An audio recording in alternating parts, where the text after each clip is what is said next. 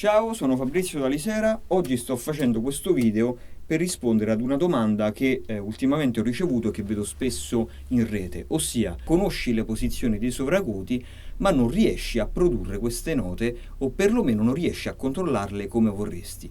Perché succede questo? Ne parleremo insieme oggi. Intanto, sigla.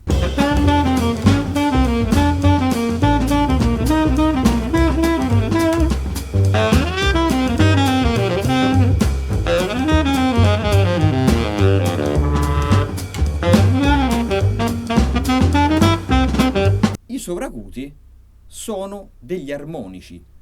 Sono degli armonici che vengono presi con delle posizioni che aiutano la loro produzione. Però di base i sovracuti sono degli armonici.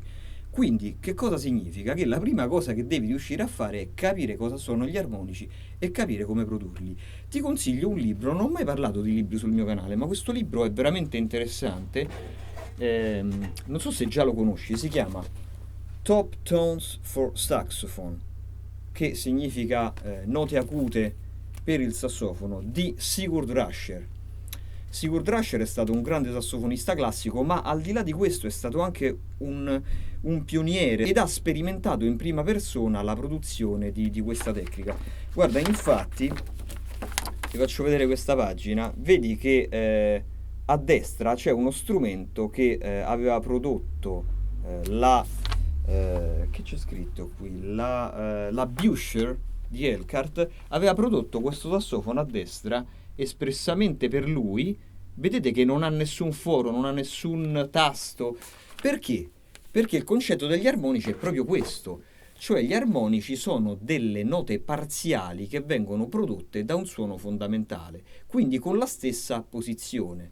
Riguardo alle posizioni dei sovracuti e riguardo alla serie degli armonici ho fatto già 2 video, ti lascio il link qua in alto a destra, quindi non mi dilungo su questo. Adesso vediamo insieme una cosa che dice lui qui che è veramente interessante, che è proprio il cuore del problema, il cuore del motivo per cui non si riesce all'inizio a produrre i sovracuti. Allora, ecco qua.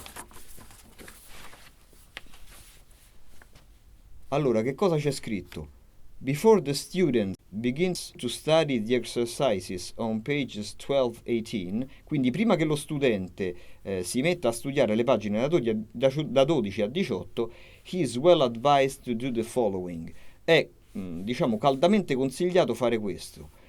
Play slowly a C scale from middle to high C, quindi suona lentamente una scala di Do, lo faccio proprio insieme a voi, dal Do medio al Do acuto. Allora, scala di Do dal Do medio al Do acuto, quindi una cosa alla portata di tutti, molto semplice. Lentamente.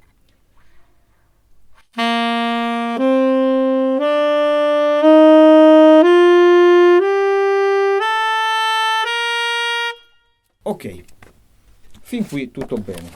Adesso che cosa dice? Be certain that you sing exactly the fourth tone in that octave. Adesso, prima di suonare, questo è il cuore del problema, assicurati di saper cantare la quarta nota della scala. Quindi Do, Re, Mi, Fa, piuttosto semplice, no? Adesso si entra proprio nel vivo della questione. Adesso lui dice when this fourth tone of the C scale has been sung, quindi una volta che tu hai cantato questa nota, quindi ta, finger low B flat, quindi pa. Avete sentito che è uscito lo stesso suono? Perché? Perché il Fa è un armonico del Si bemolle. È la quinta del Si bemolle. Quindi dov'è il problema? Il problema principale è riuscire a capire come produrre i suoni armonici a partire dalle note basse. Perché una volta fatto questo, chiaramente sarete in grado di salire a mano con gli armonici fino ad arrivare al registro sovracuto.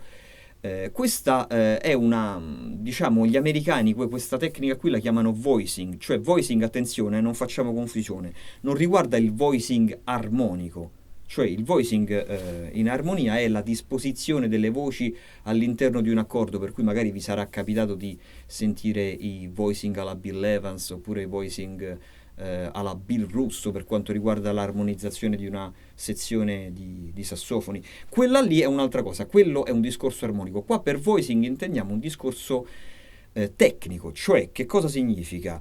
Essere capaci di azionare quella serie di cambiamenti atti a produrre il suono che vogliamo. I cambiamenti sono tanti, cioè mettere in azione la laringe come quando cantiamo, quindi diversa apertura o chiusura della laringe, diverso sostegno diaframmatico, quindi diversa compressione del flusso d'aria, diversa posizione della lingua.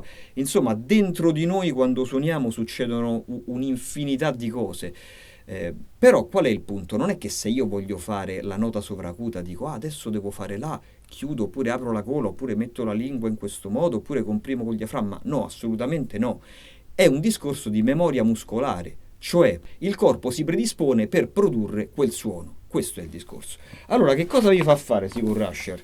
Veramente interessante, questo è un testo, tra l'altro questa è universale, cioè lasciate perdere il discorso che Ráscher sia stato un sassofonista classico, questo è controllo strumentale, questo è controllo del suono, quindi potete farlo con qualsiasi strumento, con qualsiasi becco e va bene per qualsiasi genere musicale. Allora lui fa questo, cioè guardate, lui fa Si bemolle grave, poi fa Si bemolle ottava, quindi è l'armonico successivo, poi fa il Fa, quindi la quinta, poi fa il Si bemolle, di nuovo ottava, e poi fa il Si bemolle grave. E la cosa su cui insiste lui, ed è veramente importante, è che prima di fare questo col sassofono lo devi cantare, perché cantando capisci quali sono i suoni da produrre, devi avere in testa questi suoni, devi saperli preascoltare nella tua testa, altrimenti non ti usciranno. E tra l'altro, tra parentesi, non è neanche male questa cosa perché è anche un esercizio di ear training. Alla fine noi ci ammazziamo di studio, ci ammazziamo di studi tecnici, studi armonici, eccetera, ma diciamo la verità, si suona anche con le orecchie, c'è bisogno che qualcuno lo dica, ce lo dice Ráscher.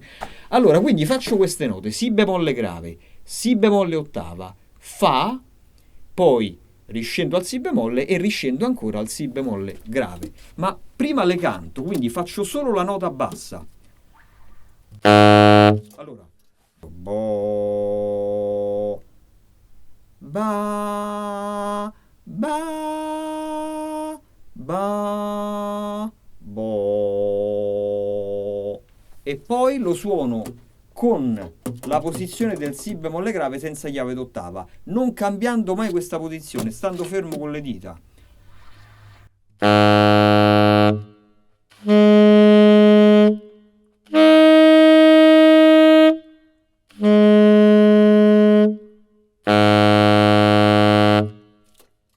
Questa è la prima cosa che dovete fare. Se non riuscite a fare questo, lasciate perdere i sovracuti. Iniziate da questo perché i sovracuti sono degli armonici, quindi bisogna iniziare a capire come funzionano gli armonici. A mano che diventerete più esperti, salirete sempre di più fino ad arrivare al range sovracuto. Per oggi è tutto, farò sicuramente altri video su questo tema, su questo argomento. Intanto fammi sapere cosa ne pensi, lascia un commento oppure vai sul mio sito internet www.fabriziodalisera.com. Ciao, ci vediamo la prossima settimana.